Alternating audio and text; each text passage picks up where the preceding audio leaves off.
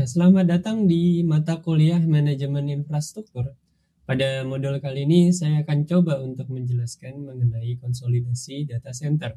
Seperti kita tahu bahwa device, image, dan beberapa perangkat lainnya perlu dikonsolidasi agar dapat melayani permintaan-permintaan dari request suatu aplikasi. Oke, ini adalah beberapa yang akan kita coba untuk pelajari di modul ini, yaitu mengenai konsolidasi dari suatu data center.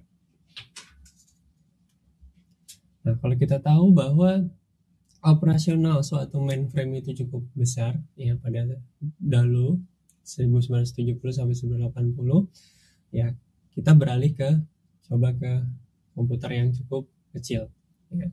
Dan sekarang hardware sudah cukup mini, ya, artinya dengan satu user server saja itu sudah bisa berapa ratusan request bisa ditangani di dalam satu detik.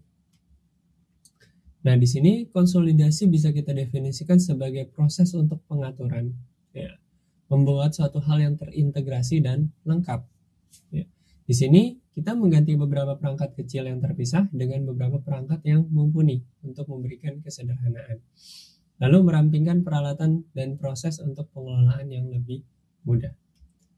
Di sini beberapa kata kunci dari konsolidasi. Yang pertama adalah mengurangi jumlah peralatan, memaksimalkan penggunaan peralatan, mengurangi prosedur, mengurangi jumlah support staff, dan mengurangi pengeluaran atau pembiayaan atau efektivitas, meningkatkan keandalan layanan. Yang biasa dilakukan secara teknis di dalam suatu data center adalah konsolidasi server, storage, network, aplikasi, layanan, prosedur, dan staff. Konsolidasi server bisa dilakukan dua, yaitu dengan cara vertical scaling, mengurangi jumlah server dengan menjalankan berbagai application di dalam sedikit server, tapi dengan kekuatan server atau spesifikasi server yang cukup tinggi, yaitu dengan blade server atau server high end. Lalu berikutnya adalah konsolidasi server. Jadi konsolidasi server ini merupakan salah satu contoh untuk yang horizontal scaling, ya, membagi beban dengan cara mendistribusikan pekerjaan kepada beberapa server. Ya. Nah, kalau kita coba lihat, ya, di sini ada beberapa grouping server. Ada namanya front end server, ada misalnya application server atau back end application servernya. Lalu ada back end servernya, misalnya ada database, LDAP, MySQL, dan lain-lain. Nah, di sini konsolidasi front end server biasanya di sini dilakukan yang namanya horizontal scaling, ya. Jadi di sini dibilang biasanya worker terdiri dari perangkat-perangkat low end server. Jadi ada banyak low end server, di mana low end server ini akan menangani atau menjadi kayak kalau kita di teller bank, dia front desk-nya, ya.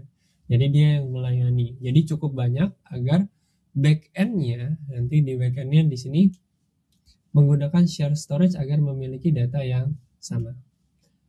Lalu di sini dalam beberapa horizontal scaling dapat dilakukan application server menggunakan Apache dan PHP. Dan juga ada namanya vertical scaling di application server. Ya, ada ASP.NET, ada JBoss, ada Java, Python, dan lain-lain.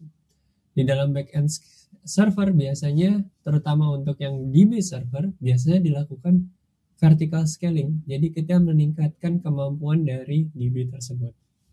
Ya. Nah, di sini juga peningkatan volume data dan biaya telah menjadi bagian signifikan. Ya, terus utilisasi storage juga tidak merata di dalam suatu data center. Misalnya hanya 30%, berapa server tapi sampai ke 100%. Jadi untuk dapat mencapai efisiensi diperlukan yang namanya konsolidasi storage.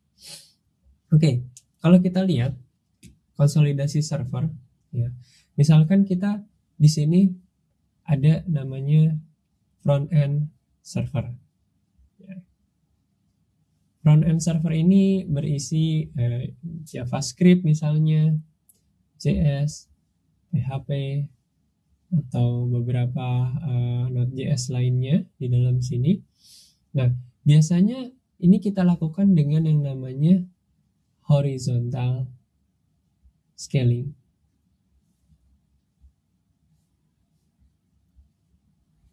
Nah, jadi ketika kita punya di sini ada beberapa server, ya, misalnya kita di sini ada load balancer di sini, ya, di sini ada front end-nya, terus ada load balancer di sini dan dia membagi job ke dalam sini. Lalu di sini ada misalnya ini adalah application server, ya, back end-nya. Bisa kita lakukan horizontal scaling, bisa kita lakukan juga vertical scaling. Nah, namun di sini ada yang cukup krusial lagi, ya, artinya ini DB servernya.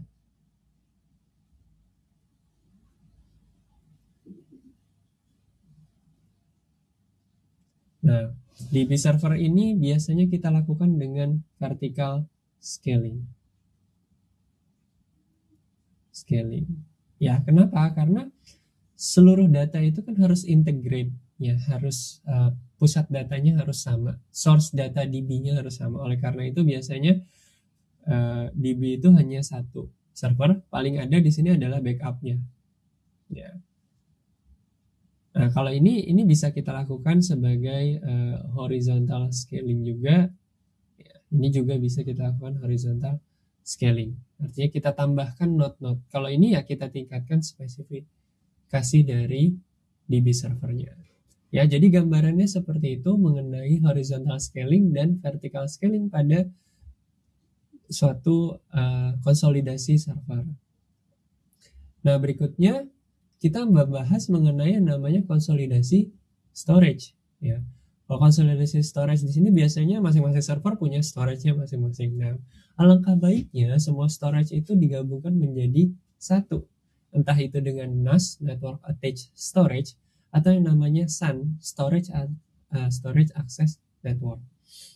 Ya, mungkin di awal investasinya akan jauh lebih besar dibanding dengan storage di masing-masing hardware. Tapi penggunaan utilitas jangka panjang menjadi hal yang perlu kita perhitungkan juga, karena dia bisa meningkatkan layanannya dan efektivitasnya. Ya, tadi ya seperti saya bilang, ada namanya NAS dan ada namanya SAN, Storage Access Network dan Network Attached Storage. Perbedaannya, ya, SAN itu berbasiskan block storage device, sedangkan NAS itu seperti kita mengakses network neighborhood atau mengakses hard disk kita di tempat lain. Jadi di network itu tidak berjalan block storage-nya, ya. Dan ini bagian-bagian yang ketika model lama masing-masing server itu punya storage. Ketika kita mencoba untuk menggabungkan semua di dalam satu single storage sehingga semua mengakses ke storage tersebut, mungkin terlihat akan jadi lebih mahal, tapi untuk jangka panjangnya konsolidasi storage menjadi hal yang cukup efisien, ya, karena seluruh pemakaian storage itu dipusatkan ke dalam satu storage utama. Ini adalah contoh penggunaan konsolidasi storage area network, ya. Jadi biasanya berbasiskan IP address. IP tersebut nanti kita melakukan mounting terhadap IP tersebut, dan SAN itu bisa kita akses, ya. Jadi masing-masing komputer memiliki hak akses terhadap storage tersebut. Dan ada juga NAS atau Network Attached Storage, ya. Jadi ini adalah konsolidasi dengan Network Attached Storage, ya. Oke, kita bahas lagi mengenai konsolidasi storage, ya. Jadi kalau kita ibaratkan ada dua konsolidasi storage atau dua teknologi yang digunakan, yaitu SAN atau Storage Area Network dan NAS atau Network Access Storage. Network Attached.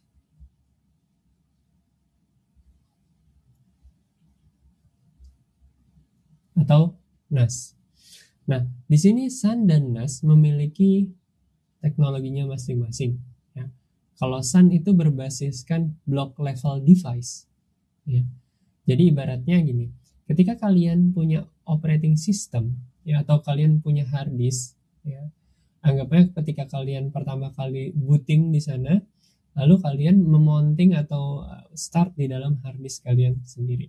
Jadi ibaratnya kalau Sun ini kita punya server di sini, ini adalah Sun networknya. Nah, jadi kita menganggap bahwa ketika kita menyalakan komputer itu mulai dari awal, ya, storage block level device kita itu melewati jaringan ini, ya, gitu. Jadi ibaratnya kayak kita punya hard disk, tapi hard disk kita melalui jaringan network. Jadi ini block level device. Nah, kan kalau di hard disk itu ada blok-blok yang merepresentasikan tempat kita menyimpan data kita. Nah, Sun itu bekerja seperti hard disk kita, tapi bedanya dia lewat network. Biasanya kita pakai SATA, ya. SATA, kabel SATA yang kabel hard disk tersebut, sedangkan di sini Sun menggunakan jaringan entah fiber, entah 10 gig, yang penting dia melakukan booting dari awal. Jadi semacam kita punya storage, tapi storage kita itu dipusatkan, ya, melewati. Jadi yang mengalir di dalam jaringan tersebut itu adalah blok-blok hard disk kita. Sedangkan kalau NAS ini dalam bentuk Sun, ya. Kalau NAS atau Network Attached Storage, di sana kayak kita punya hard disk di sini, lalu kita udah booting di sini, terus kita akses hard disk tersebut. Ya, jadi itu adalah NAS. Di sini mungkin kita bisa mendefine siapa saja yang boleh mengakses ke dalam NAS ini, usernya, terus kita bisa beri password, ya. Jadi inilah perbedaan mendasar antara Sun dan NAS. Memang harga Sun itu jauh lebih mahal, ya, karena dia membutuhkan konektivitas di sini networknya. Sedangkan kalau NAS itu tergantung kita, ya.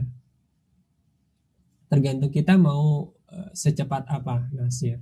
Sedangkan kalau Sun dia membutuhkan kecepatan yang cukup tinggi karena diibaratkan si network kabelnya itu sebagai kabel SATA-nya, atau bisa kita bilang sebagai kabel untuk kita melakukan booting terhadap hardware tersebut. Jadi perbedaan mendasar yang jika kita mau mendapatkan definisi yang mudah adalah kalau Sun itu seperti kita punya HDD sendiri, ya.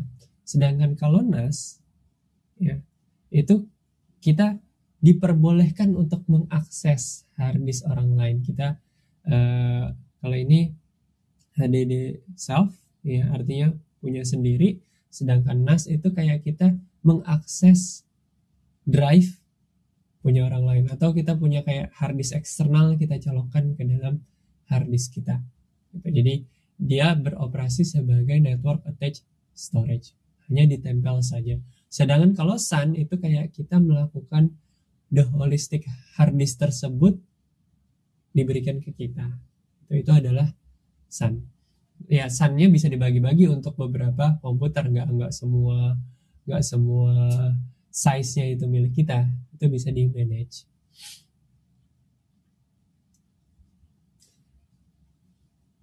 Oke, berikutnya adalah konsolidasi network, ya. Di sini topologi network, terus hybridization, terus di sini konsolidasi aplikasi juga perlu dilakukan. Misalnya aplikasi sejenis itu digabungkan ke dalam satu server, karena kan sekarang sudah enkapsulasi untuk aplikasi sudah cukup banyak, bisa dalam bentuk Docker atau dalam bentuk VM. Ya, database instance membuat banyak instance pada sebuah server atau engine database. Terus menggabungkan grup-grup aplikasi dengan pola yang sama, ya, contohnya aplikasi keuangan di dalam server yang sama. Terus ada konsolidasi service, ya, membuat service sendiri-sendiri namun dengan standar yang berbeda-beda. Ya, alangkah baiknya service tersebut dikondisikan sehingga memiliki platform yang sama.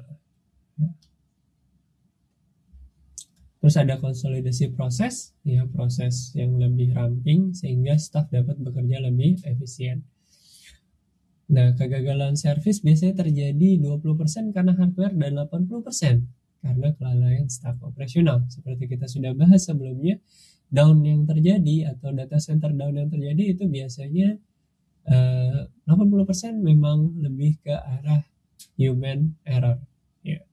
Biasanya kalau kegagalan service itu yang paling krusial adalah kebakaran biasanya. Ya. Oke, itu adalah beberapa penjelasan mengenai konsolidasi server. Mudah-mudahan penjelasan saya dapat diterima dengan baik dan bermanfaat bagi kalian. Oke, terima kasih atas perhatiannya.